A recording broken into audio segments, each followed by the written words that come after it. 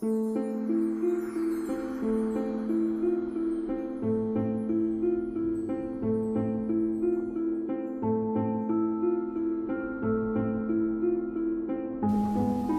februaru 1948. godine brojni brodovi koji su se nalazili u blizini Indonezije su primili poziv za pomoć iz nizozemskog teretnjaka naziva SS Ourang Medan. Jeziva poruka je glasila: svi oficiri, uključujući kapetana, leže mrtvi. Moguće je da je cijela posada mrtva.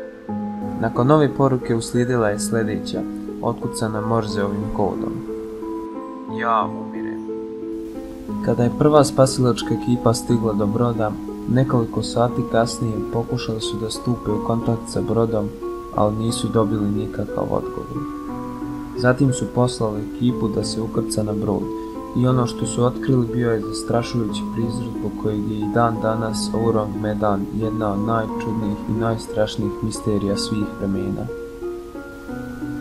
Svi članovi posade na Ourang Medanu su bili mrtvi, njihove oči otvorene, glava okrenuta prema suncu, raširenih ruku i sa prestravljenim izrazima lica. Čak i brodski pas bio mrtav, pronađen kako reži na nevidljivog neprijatelja.